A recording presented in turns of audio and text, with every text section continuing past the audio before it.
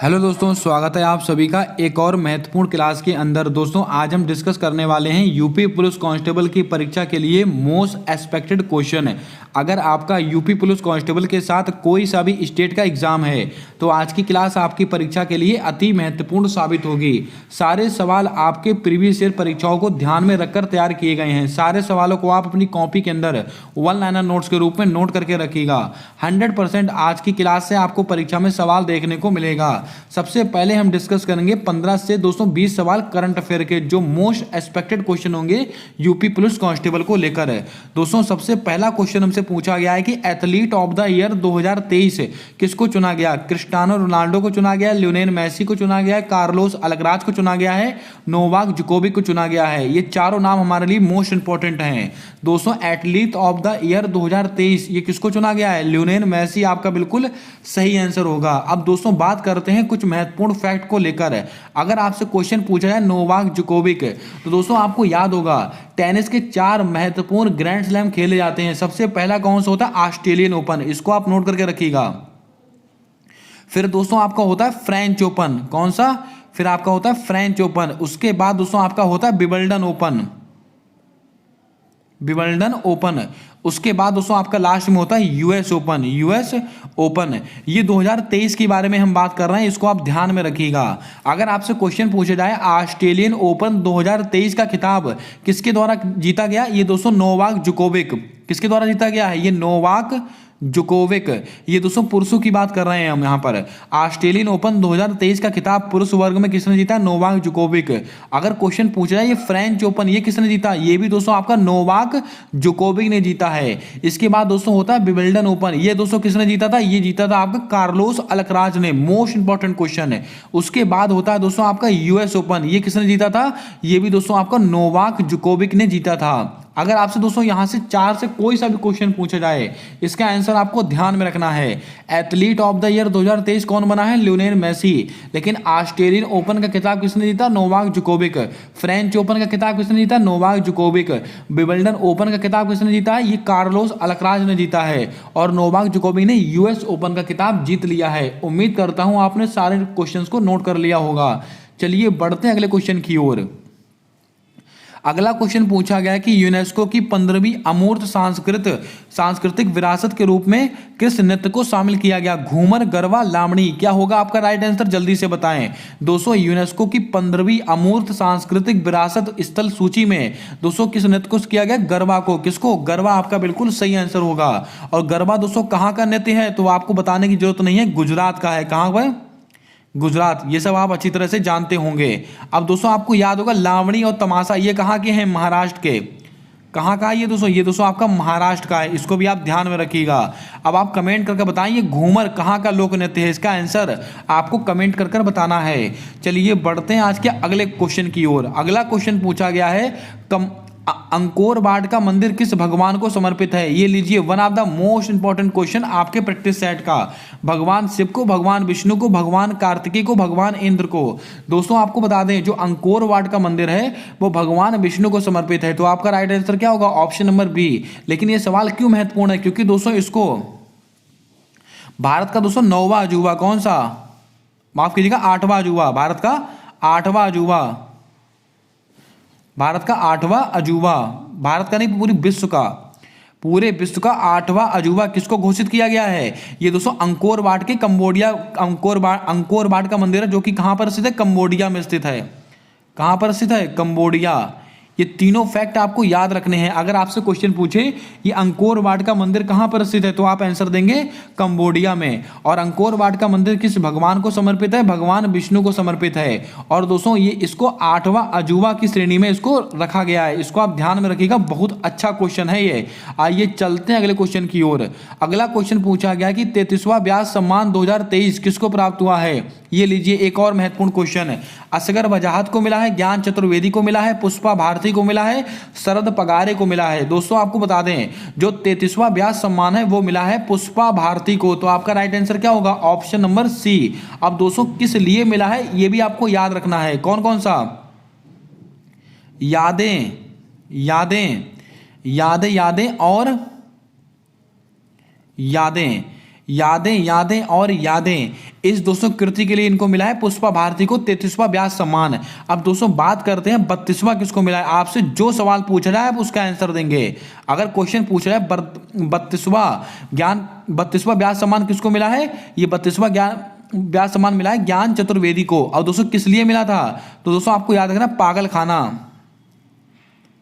पागल खाना, पागल खाना इनका उपन्यास है, इसके लिए इनको मिला है 32वां व्यास सम्मान जो कि ज्ञान चतुर्वेदी को मिला है। अगर आपसे क्वेश्चन पूछ रहा है 31वां दोस्तों किसको मिला था, 31वां मिला था असगर बजाहत को। अब 30वां किसको मिला था, 30वां मिला था शरद पगारे को।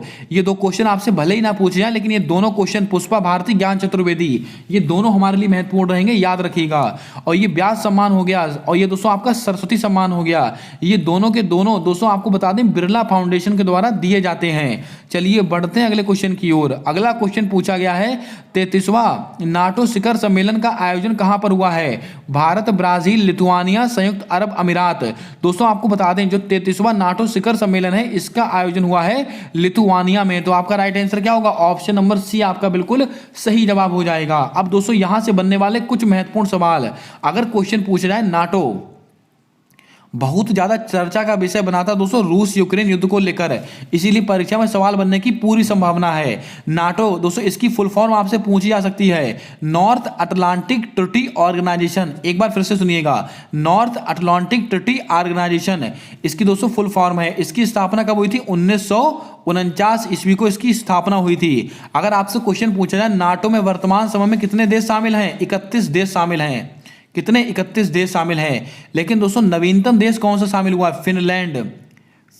आपसे सवाल पूछा जाएगा नाटो के अंदर नवीनतम सदस्य कौन शामिल हुआ है, फिनलैंड शामिल हुआ है। याद रखिएगा, बहुत अच्छा क्वेश्चन है ये। और इसका हेडक्वार्टर कहां पर स्थित है, इसका हेडक्वार्टर स्थित है ब्रुसेल्स में। कहां पर स्थित है, ब्रुसेल्स में। ब्रुसेल्स कहां पर स्थित है, ब्रुसेल्स स्थित है आपका बेल्जियम के अंदर। उम्मीद करता हूं जितने फैक्ट हो सकते हैं सारे आपने नोट किए होंगे।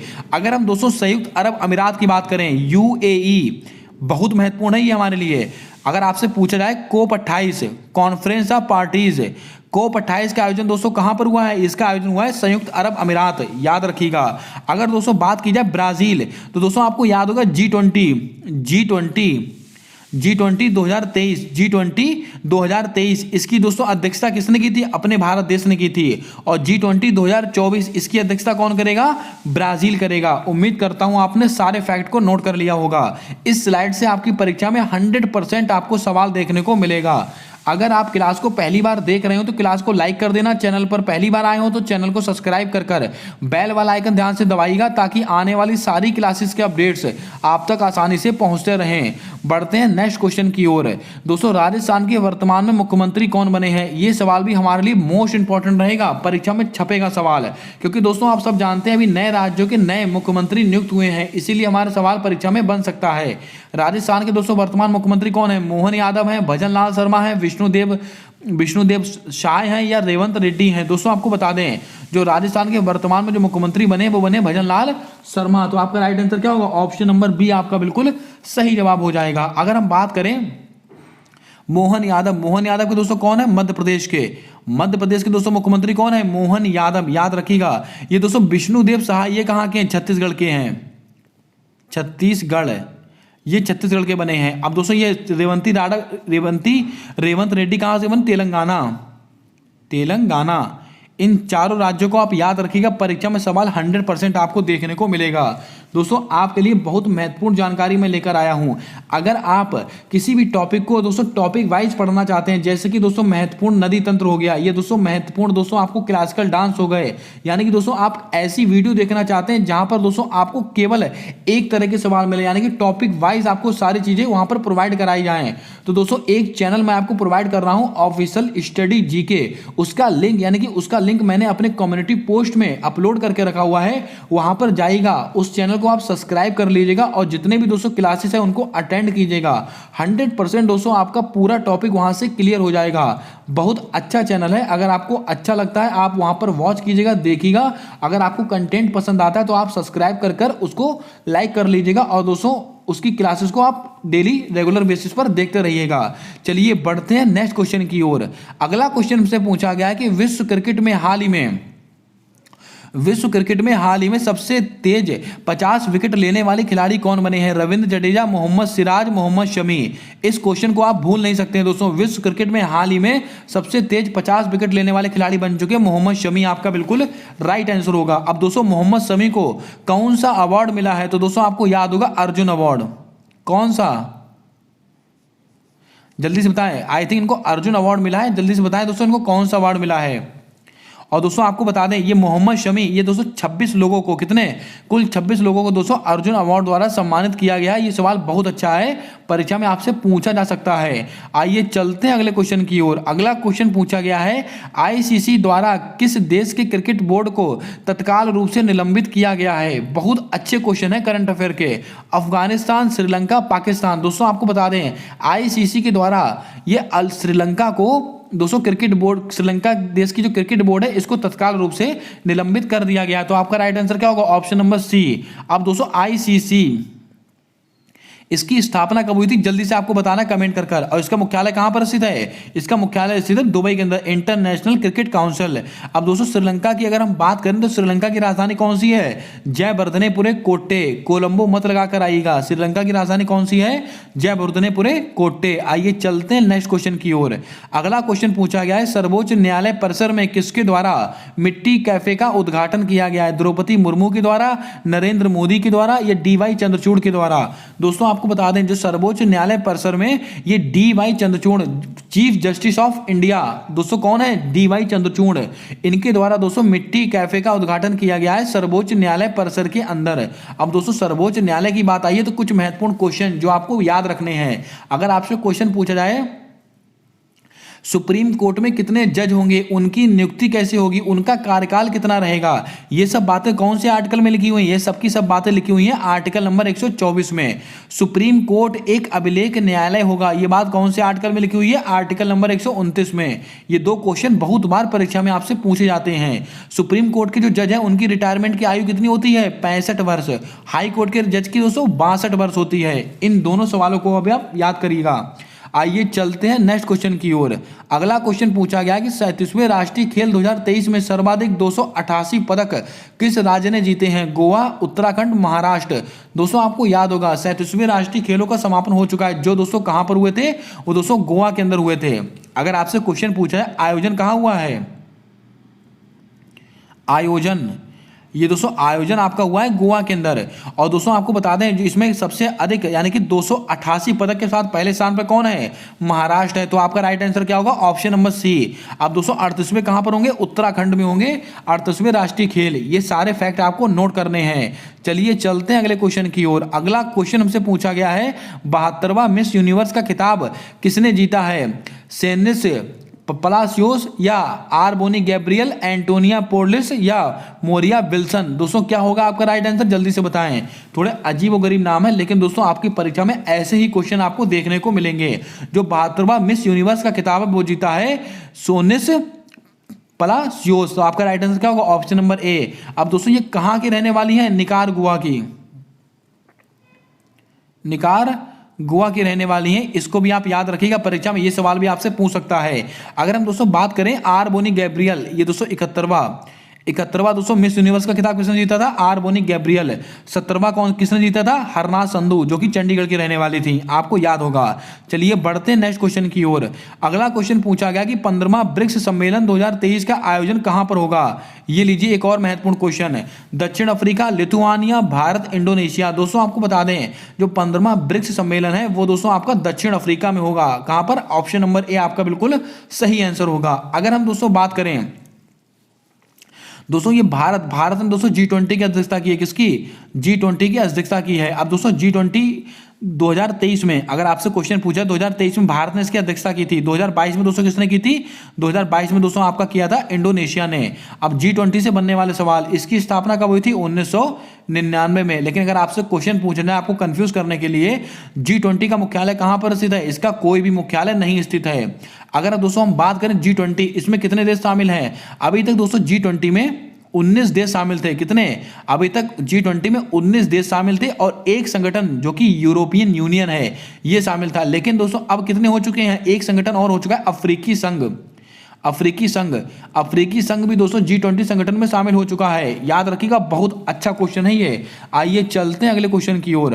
अगला क्वेश्चन पूछा गया कि ऑक्सफोर्ड डिक्शनरी ने 2023 के लिए कौन सा शब्द चुना है? वैक्स, रिज, ग्लोबिन मोड, नव भारत। दोस्तों आपको याद होगा जो ऑक्सफोर्ड की डिक्शनरी है इसने 2023 के लिए रिज शब्द चुना है। तो आपका राइट आंसर क्या होगा? ऑप्शन नंबर सी बिल्कुल सही जवाब होगा। 2022 वाला कौन सा है? वैक्स। 2021 वाला कौन सा है? Globin mode. इसको भी आप याद रखिएगा, परीक्षा में पूछे जाने वाले सवाल होंगे।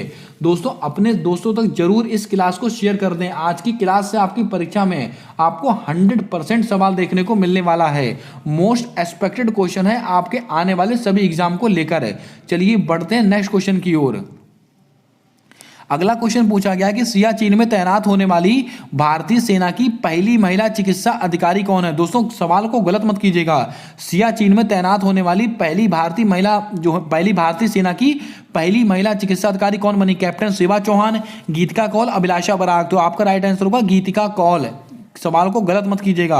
अगर आपसे क्वेश्चन ऐसे पूछा जाता सियाचिन में तैनात होने वाली पहली महिला ऑफिसर कौन बनी है? कैप्टन शिवा चौहान। लेकिन क्या पूछा गया? पहली महिला चिकित्सा अधिकारी। तो आपका राइट आंसर होगा गीतिका कौल। उम्मीद करता हूं आप समझ गए होंगे। चलिए बढ़ते हैं नेक्स्ट क्वेश्चन की ओर। अगला क्वेश्चन पूछा गया कि निम्नलिखित में से किस राज्य ने दुनिया के पहले 3D मुद्रित मंदिर का अनावरण किया है? असम, तेलंगाना, कर्नाटक। तो याद रखिएगा ये दोस्तों तेलंगाना ने किया है। तो आपका राइट आंसर क्या होगा? तेलंगाना आपका बिल्कुल सही जवाब होगा। अब दोस्तों बात करते हैं कुछ महत्वपूर्ण फैक्ट को लेकर, जैसे कि असम का बहुत फेमस फेस्टिवल है बिहू। बिहू कहाँ का है? असम का। बगरुम्बा कहाँ का है? ये भी दोस्तों असम का है। अगर दोस्तों हम बात करें तेलंगाना, तो दोस्तों आपको याद होगा एक दोस्तों बहुत फेमस फेस्टिवल है बथुकम्मा फेस्टिवल कहाँ का है? ये तेलंगाना का है। इसको दोस्तों फूलों का त्योहार भी कहते हैं। कर्नाटक का दोस्तों बहुत फेमस है यक्षगान कहाँ का दोस्तों? ये कर्नाटक का है। इसको भी आप लिखते चलिएगा, अच्छे क्वेश्चन है, परीक्षा में रिपीट होते रहते हैं। चलिए बढ़ते हैं नेक्स्ट क्वेश्चन की ओर। अब दोस्तों यहां से शुरू कर रहे हैं मिक्स क्वेश्चन की सीरीज, यानी कि दोस्तों 15 क्वेश्चन मैंने करंट अफेयर के लिए थे जो मोस्ट एक्सपेक्टेड क्वेश्चन है। अब दोस्तों हमारी जो सीरीज है यानी कि जो मॉक टेस्ट है वो दोस्तों इसी क्रम में चलेगा। कुछ करंट अफेयर के सवाल, बाकी सब दोस्तों आपके मिक्स सवाल होंगे जो दोस्तों आपका पॉलिटी, हिस्ट्री, ज्योग्राफी, यूपीजी के सारा पोर्शन कवर करेंगे। बस जब तक आपका एग्जाम नहीं हो जाता इस क्लास को मिस मत कीजिएगा, बहुत ज्यादा हेल्प मिलने वाली है आपको इस क्लास से। आइए बढ़ते हैं नेक्स्ट क्वेश्चन की ओर। अगला क्वेश्चन पूछा गया कि अपनी राजधानी दिल्ली से देवगिरी किसने स्थानांतरित की? गियासुद्दीन तुगलक ने, मोहम्मद बिन तुगलक ने, फिरोज शाह तुगलक ने, मुबारक शाह खिलजी ने।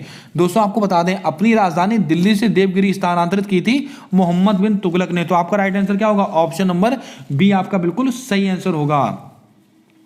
अब दोस्तों कुछ महत्वपूर्ण चीजें जो आपको याद होनी चाहिए, जैसे फिरोज शाह तुगलक है, इसलिए दोस्तों जौनपुर, अगर आपसे क्वेश्चन पूछा जाए जौनपुर की स्थापना किसने की थी? फिरोज शाह तुगलक ने।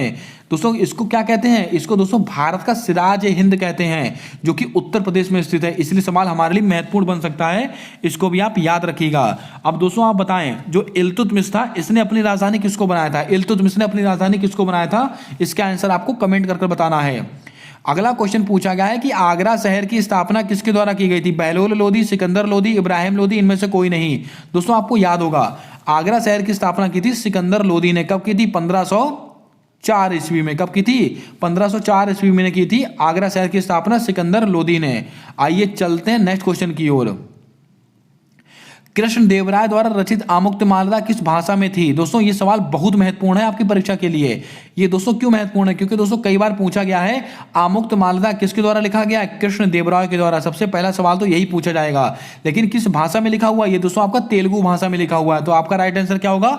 ऑप्शन नंबर बी आपका बिल्कुल सही जवाब हो जाएगा। आइए बढ़ते हैं नेक्स्ट क्वेश्चन की ओर। फरीद खान निम्नलिखित में से किसके बचपन का नाम था? बाबर, हुमायूं, शेरशाह सूरी, अकबर। ये लीजिए एक और लल्लन टॉप क्वेश्चन जो आपकी परीक्षा में आपको नंबर दिलाएगा। दोस्तों आपको बता दें जो फरीद खान था वो दोस्तों किसके बचपन का नाम था? वो शेरशाह सूरी के बचपन का नाम था। तो आपका राइट आंसर क्या होगा? शेरशाह सूरी आपका बिल्कुल सही जवाब हो जाएगा। अगर दोस्तों आपसे क्वेश्चन पूछा जाए जो ग्रैंड ट्रंक रोड, कौन सी दोस्तों ग्रैंड ट्रंक रोड, ये किसने बनवाई थी? ये दोस्तों शेरशाह सूरी ने बनवाई थी। इसको भी आप याद रखिएगा, बहुत अच्छा क्वेश्चन है ये। आइए चलते हैं नेक्स्ट क्वेश्चन की ओर। चलिए दोस्तों कुछ महत्वपूर्ण चीजें मैं आपको यहीं से बताता हूं, जैसे कि दोस्तों अकबर लिखा हुआ है, अकबर। तो अकबर ने दोस्तों क्या क्या बनाया था? अकबर ने दोस्तों एक बनवाया है आगरा का किला, ये लिखते चलिएगा। फतेहपुर सीकरी इसी ने बनवाया, बुलंद दरवाजा भी इसी ने बनवाया, लाहौर दरवाजा भी इसी ने बनवाया है। ये बहुत महत्वपूर्ण क्वेश्चन है। अगर दोस्तों क्वेश्चन पूछा है हुमायूं से, तो एक क्वेश्चन बहुत बार परीक्षा में एसएससी में रिपीट हुआ है कि मुगल काल में मीना बाजार की शुरुआत किसने की। क्वेश्चन गलत मत कीजिएगा, जो मुगल काल में मीना बाजार की शुरुआत की थी हुमायूं के द्वारा। उम्मीद करता हूं आप समझ गए होंगे। चलिए बढ़ते हैं अगले क्वेश्चन की ओर। मनसबदारी प्रथा का आरंभ किसने किया था? शाहजहां, जहांगीर, अकबर, औरंगजेब। दोस्तों आपको बता दें जो मनसबदारी प्रथा थी वो दोस्तों इसका प्रारंभ किया था अकबर ने। किसने किया था? अकबर के द्वारा शुरू किया गया था मनसबदारी प्रथा। लेकिन दोस्तों इसको समाप्त किसने किया था? जल्दी से बताएं। एक दोस्तों और था तुलादान, एक प्रथा और थी तुलादान कर कर। कौन सी? तुलादान। ये प्रथा भी दोस्तों अकबर के द्वारा शुरू की गई थी। किसके द्वारा? अकबर के द्वारा। लेकिन इसको समाप्त किया था औरंगजेब ने। इसको समाप्त किया था औरंगजेब ने। इसको आप ध्यान में रखिएगा। दोस्तों एक बात और आपको बता दें, जजिया पर दोस्तों प्रतिबंध किसने लगाया था? जजिया पर प्रतिबंध लगाया था अकबर ने। जजिया पर दोस्तों प्रतिबंध किसने लगाया था? अकबर ने। लेकिन जजिया को फिर से शुरू किसने किया था? औरंगजेब ने जजिया को फिर से शुरू कर दिया था। जितने क्वेश्चन मैंने बोले हैं अपने आप में लल्लन टॉप क्वेश्चन है, नोट कर लीजिएगा। चलिए बढ़ते हैं नेक्स्ट क्वेश्चन की ओर। अगला क्वेश्चन हमसे पूछा गया है, शिवाजी का जन्म किस वर्ष हुआ था? 1626, 1627, 1628, 1629। क्या होगा आपका राइट आंसर? जल्दी से बताएं। दोस्तों आई थिंक इसका आंसर 1626 होगा। इसको आप एक बार अपने आप से रीचेक जरूर कर लेंगे। इस क्वेश्चन को आप एक बार अपने आप से रीचेक करेंगे और इसका आंसर आप कमेंट करके बताएंगे कि शिवाजी का जन्म किस वर्ष हुआ था। इसका आंसर आपको कमेंट करके बताना है। चलिए चलते हैं नेक्स्ट क्वेश्चन की ओर। नादिर शाह ने दिल्ली पर आक्रमण कब किया था? 1728, 1735, 1739, 1740। दोस्तों याद रखिएगा, नादिर शाह ने दिल्ली पर आक्रमण किया था 1739 में। तो आपका राइट आंसर क्या होगा? Option number C. और जो मयूर सिंहासन है इसको दोस्तों कौन ले गया था? नादिर शाह ले गया था। और दोस्तों कब आक्रमण किया था? 1739 में। चलिए बढ़ते हैं नेक्स्ट क्वेश्चन की ओर। खालसा पंथ की स्थापना किसने की थी? गुरु गोविंद सिंह ने की थी, गुरु तेग बहादुर ने की थी, या फिर गुरु रामदास ने की थी, या फिर गुरु नानक ने की थी? ये लीजिए एक और लल्लन टॉप क्वेश्चन जो परीक्षा में कई बार पूछा गया है। दोस्तों खालसा पंथ की स्थापना की थी गुरु गोविंद सिंह। आपका बिल्कुल सही जवाब होगा। अगर दोस्तों हम बात करें जो सिक्कों के पांचवें गुरु थे, जो सिक्कों के पांचवें गुरु थे गुरु अर्जुन देव। बहुत बार परीक्षा पूछा गया है। सिक्कों के जो पांचवें गुरु थे गुरु अर्जुन देव। कौन? गुरु अर्जुन देव। इनको फांसी किसने दी थी? इनको फांसी दोस्तों दी थी जहांगीर ने। किसने दी थी? जहांगीर ने। तो आपसे क्वेश्चन पूछेगा सिक्कों के पांचवें गुरु कौन है? गुरु अर्जुन देव। इनको फांसी किसने दी? जहांगीर ने दी। इसको भी आप याद रखिएगा, परीक्षा में न जाने कितनी बार सवाल पूछा गया है। चलिए बढ़ते हैं अगले क्वेश्चन की ओर। अंग्रेजों के द्वारा पहले व्यापारिक फैक्ट्री कहां पर खोली गई? कानपुर, सूरत, कोची, इनमें से कोई नहीं। दोस्तों आपको बता दें अंग्रेजों के द्वारा जो पहली व्यापारिक फैक्ट्री थी वो सूरत में खोली गई थी। और कब खोली गई थी? 1608 में। आई थिंक 1608 होगा। इसको आप रीचेक कर लेंगे खुद से। 1608 में दोस्तों अंग्रेजों के द्वारा पहली व्यापारिक फैक्ट्री खोली गई थी सूरत के अंदर। उम्मीद करता हूँ नोट कर लिया होगा। चलिए चलते हैं अगले क्वेश्चन की ओर।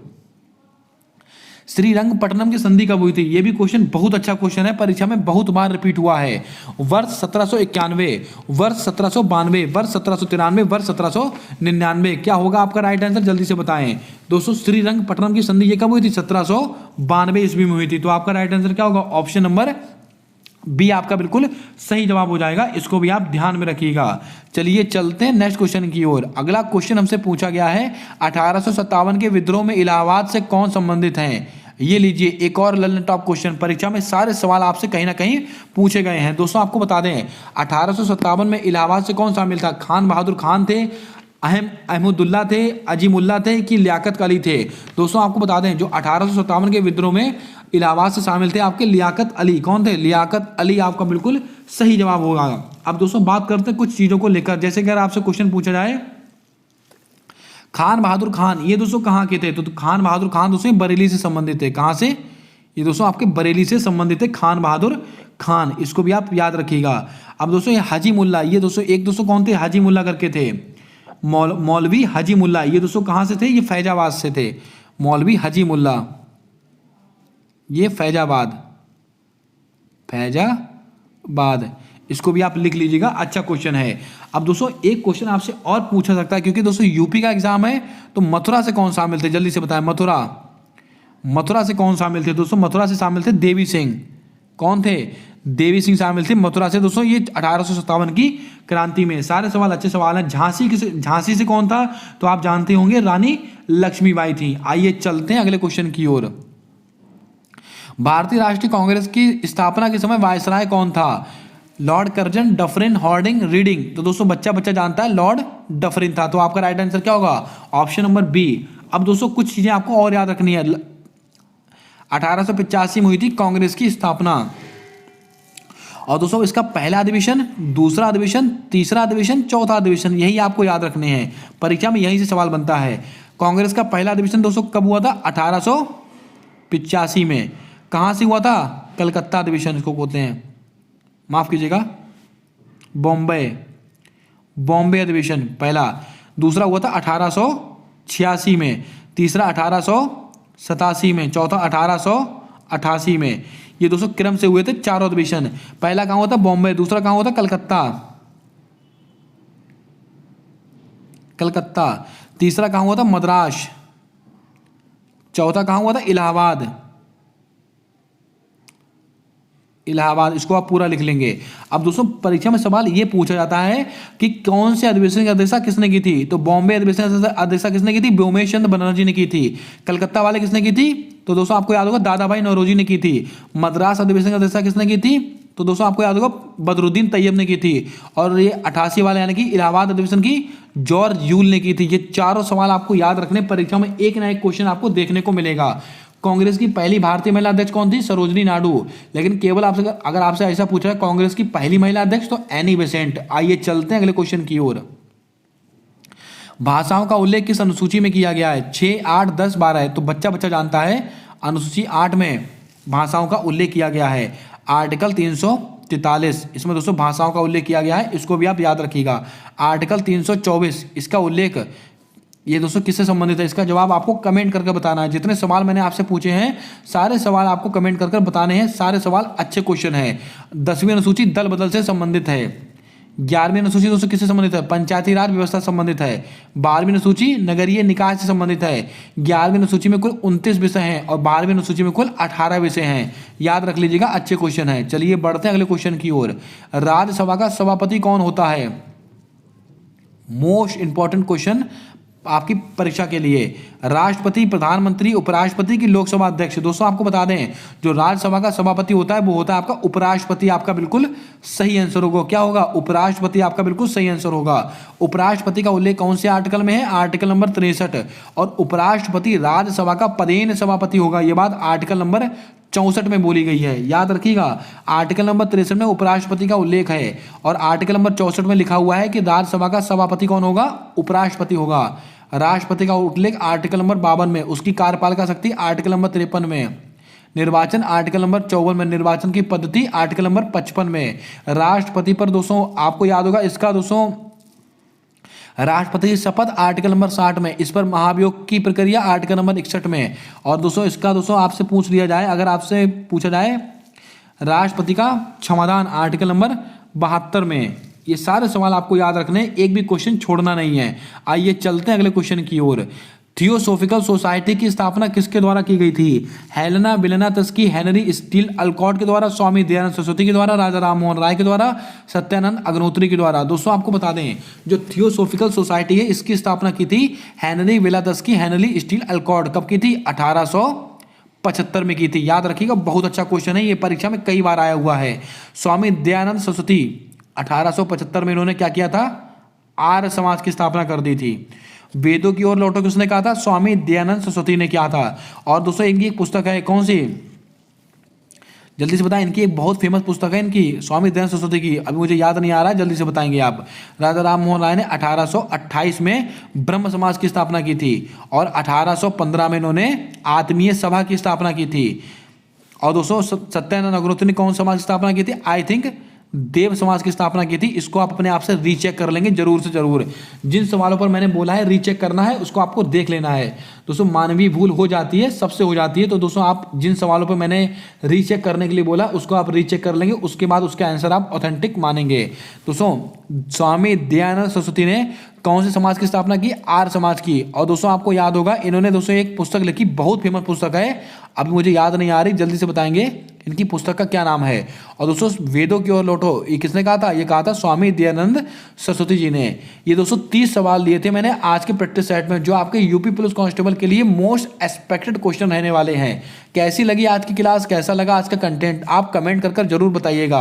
अब दोस्तों जिस चैनल को मैंने आपको रिकमेंड किया है उसका लिंक मैंने कम्युनिटी पोस्ट में पोस्ट करके रखा हुआ है, जाइएगा उसको देखिएगा। अगर आपको अच्छा लगता है तो आप सब्सक्राइब कीजिएगा, अदरवाइज कोई बात नहीं। अगर आपको टॉपिक वाइज पढ़ना है तो दोस्तों आप उसको फॉलो कर सकते हैं। मिलते हैं आने वाली अगली क्लास के अंदर एक नए टॉपिक के साथ, नए प्रश्नों के साथ। तब तक के लिए जय हिंद, जय भारत दोस्तों।